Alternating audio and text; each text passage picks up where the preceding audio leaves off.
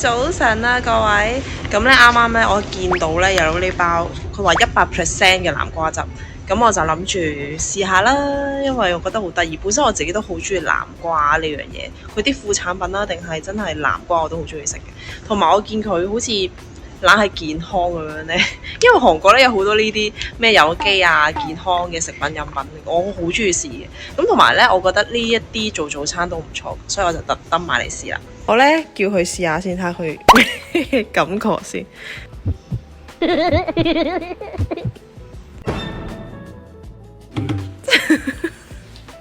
有冇咁難飲啊？茅掉。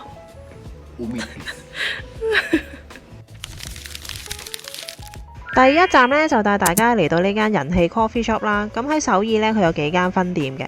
咁我就去咗其中一間喺龍山區嘅分店啦。咁呢一度呢，成棟有3層都係佢嘅。等我帶大家一齊入去啦。咁一入到門口就會見到一個好大嘅公仔啦。咁呢一層呢，就主要係買嘢食嘅。咁買完之後呢，就可以上面嗰2層坐啦。哇，係咪好吸引呢？未食都已經流晒口水啦！大家都見到其實佢嘅口味選擇都幾多，同埋份量都幾大，一定要揾人同你 share。除咗呢啲之外，佢都有啲酥皮嘅口味俾大家選擇㗎。除咗嘢食之外呢，佢都有啲商品可以俾大家買㗎。我都覺得呢啲係幾特別嘅，可以買嚟做手信啦。譬如有啲杯杯碟碟啦，圍返港紙大概70零80蚊一個。咁其實好多韓國嘅 coffee shop 呢都會有自家製嘅商品。飲咖啡之餘呢，仲可以買下嘢，真係多元化發展啊！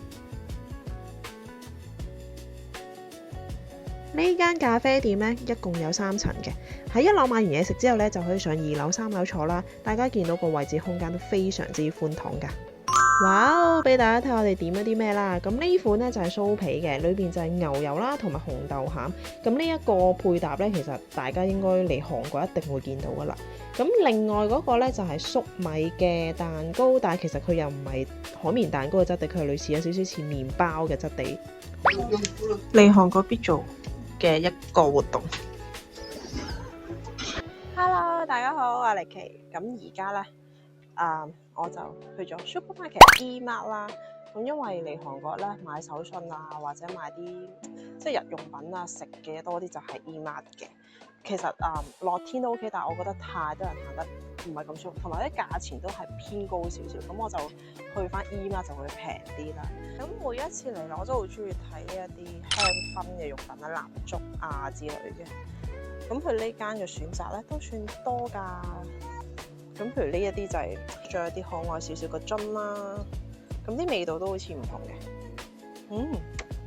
韓國人係最中意呢個，佢係有少少似甜甜地咧，水果味道啲啊 ，black cherry 啊，好中意呢個佢哋。你有時去到咧嗰啲 cafe 啊或者商場都係同一隻味嘅。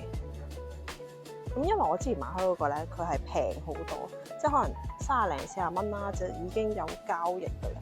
我係買黑色呢個，佢同一個牌子嚟嘅。咁呢啲就好平嘅。咁樣咧，家庭用品我就費事買咁多啦，因為我都要翻香港。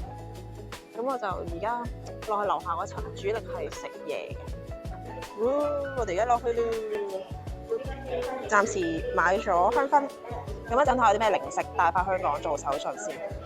咁第2樣咧，我會推薦大家嚟韓國 super 買啲咩嘅手信咧，就係咖啡啦。因為我覺得韓國咧佢個烘焙個手法咧係會唔同啲，所以啲咖啡係香好多，同埋啲味道都同香港唔同嘅。大家睇下幾多選擇，真係花多眼亂，同埋啲包裝都好吸引㗎，好靚㗎。譬如呢啲啊，就算咧唔知佢係咩味道咧，都好想買。選擇係好多，即係呢啲係即沖嘅。咁但係我都唔會買即沖，我通常會買啲磨好啦或者原粒豆嘅。咁但係咧，韓國啲 capsule 選擇都非常之多。基本上每一個 supermarket 咧都會有好多呢一啲 capsule 嘅 area 啦。之後咧，我都好中意買一啲即食嘅三文魚啦，佢可以夾麵包或者撈飯都得嘅。呢個我成日都會買，每樣一個。呢個 corner 都係我其中一個最中意嘅。咁呢啲之前好似冇出嘅，佢而家好方便啊！出咗呢啲印度嘅薄餅咧，其實你叮一叮或者放落嗰個 pan 度整30秒至1分鐘就已經可以食得啦。咁你可以再配埋呢啲啦，佢呢啲係粉嚟嘅。咁你自己落啲雞肉啊、洋葱啊，就可以煮成一兜嘅嗰啲叫咩啊？印度嘅料理啦。佢有好多種選擇。咁佢有兩隻味啦，一隻就係蒜蓉，另一隻咧就係牛油嘅。咁我都想兩隻都試下呢個。呢一個餅咧，其實咧已經流行咗一段時間，但係我而家先食佢咯，先試佢。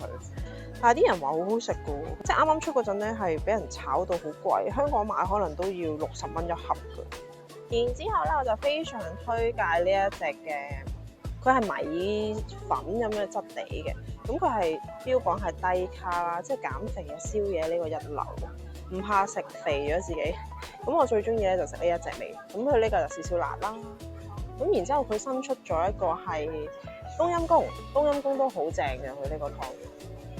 第二款咧就係呢一個蝦嘅麵啦，我唔知點樣形容佢個湯咧，好濃㗎，佢係少少辣啦，佢個蝦味係超濃，啲麵嘅質地係比較爽啲啦，幼身啲，所以我都覺得好推介，好正呢一個。1 hour later， 哇！大家見到呢個咧就係啤酒啦，咁啤酒會諗起啲咩咧？啤酒梗係配炸雞啦，咁今次我哋咧就嗌咗 BBQ 嘅，呢個咧係我最中意食嘅口味啦，就係黑椒炸雞，因為我唔係好中意食嗰啲醬嗰啲嘅，即係佢有少少辣啦，咁又保持到佢裏邊咧嗰啲雞嗰啲 juicy 嘅口感啦，非常之正。有機會大家可以試下 BBQ 嘅黑椒味炸雞。Tomorrow， 早晨啊！今日我又帶大家嚟第二間咖啡店食早餐啦。前排有好多人排隊打卡，所以我特登早少少過嚟嘅。大家都可以見到啦，其實裏邊都有好多韓國本地人嚟食嘅。